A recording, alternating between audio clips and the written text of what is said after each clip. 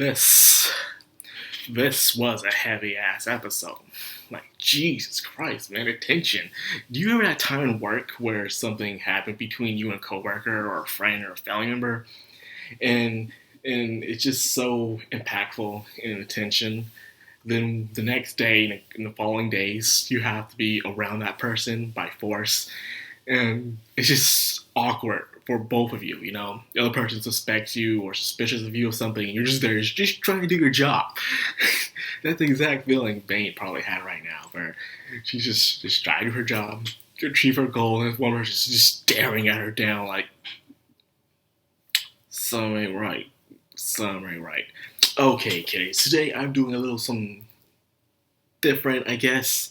I actually had a person who said they would subscribe to me, but they would wish if I actually start showing pictures in my videos. So I'm like, I guess I can do that. Just fair warning, I'm lazy as hell, but I'll do that just for you and more upcoming subscribers and viewers. I'll do that just for you. Well, anyway, so let's get on with this review. Now, we get to see the process of making paper, which when I watch a show, it reminds me of a lot of stuff that I've seen over my life, especially when I was a kid. If you ever watch PBS Kids and stuff, and you'll see those shows where, like Mr. Rogers, well, every episode they'll show you how something is made. You know, they show you like how baseballs are made, or certain food and clothing, or instrument. They show you all the basic processes, but more industrial, like as in factory works. But then there's even another show I can't remember with a bird on it, where they'll show you how to make it the old-fashioned way, how long it took and stuff like that. Those good shows that you don't see like that anymore on PBS Kids anymore, because they're so caught up with their woke crap. Anyways, that's a story for another day. I will never tell. But anyways, this episode, the entire episode, May knows that Lutz is onto her. That she knows that Lutz is like, okay, something's not right here. How come she knows all this stuff? When did she learn to do this stuff? What's going on? All he knew was that she's been sick all the time. So where did she get this knowledge? Even if she is a genius, who taught her? You can't just be a genius without knowing how to do it in the first place. That goes for anything, really, you know. It's not like you're born right at the mom's womb and then you know how to play the drums just like that. No, it don't work like that. Either way, if you're a genius at something, you still gotta learn how to do it in the first place. And a lot of, like I said before, but a lot of manga, anime, and even some Korean and Chinese comics, they fail when they do this, where even though the baby has the mind of an adult, and they know how to do it, but all the people around them aren't so suspicious about it. Except for, you know, the people who are seen as assholes for some reason. I don't know why. So anyways, let's get on to it more. They need to make other ways of paper. Then Mine found herself this mysterious little ball, and it exploded, and these roots start growing out of it. Apparently this is called trompe. Trompe, or I guess trompe. I can't, I'm not sure I'm saying it right, but it's just trompe. It's Trombe. So trompe. It's trompe. That's the name of it. Anyways, trompe seems like this kind of vast root that grows extremely fast that can cause like famine and stuff like that. It just ruins its surroundings. But the fact that something like that is still out in the middle of spring is very suspicious for most people, especially having caused much harm to around the environment. So I wonder if that's going to be a certain plot point that will happen later on throughout the series. We'll see. Anyways, it showed that Mine didn't understand, but Lutz was expecting her to know about it, but of course, she's just now really being into the forest. She's never seen one before, so he let that one go. But the entire time, as she's showing him how to do all these things, how she's doing all these business transactions through all these guys just complimenting her, like, oh, you know your stuff, you know what you're doing, that's very impressive. He's feeling, first he was feeling useless, but he's like, okay, even for a guy like me who's learning these stuff, she knows more than even some of the people she's doing business with.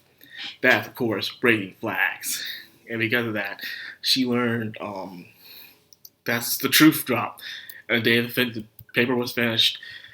It happened, and she was just making paper and stuff. He's just staring at her tensely, like, when did you do this? Because she said herself, she slipped it up. She was like, I did this before. And she like, when did you do this before?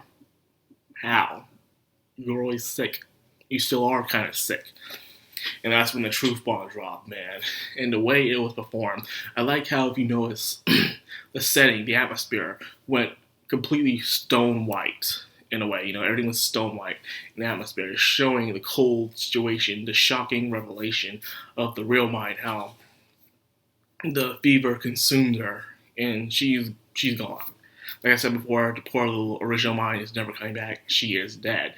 So the girl from Japan is there inside of her and is living. But even now, the consuming is still taking over her as well. So either way, she's still screwed. So whether you have this mind or that mind. So Lutz had a very amazing performance and a great little speech of how he realized that this entire time the mind he's been hanging out with was the mind he knows. When he thought about it, the mind from before he never really hung out with, he didn't know much about. She was always indoors. But this mind is the one he truly first met, the one he got to know and hang out with. This is the mind he knows. Now that's the why the name of this episode is Lutz's Mind. Because that is the one he knows, is the one he's been achieving his goals with, his dreams. And because of that, he's come to decide it's not his place to decide whether she should stay or go. His mind said herself that she was planning to go, even when she wasn't finishing up the paper or the books, because she was just tired. But because of Lutz's determination, caused her more motivation herself. So thank goodness. So things are finally cleared up, and I was like, that was good.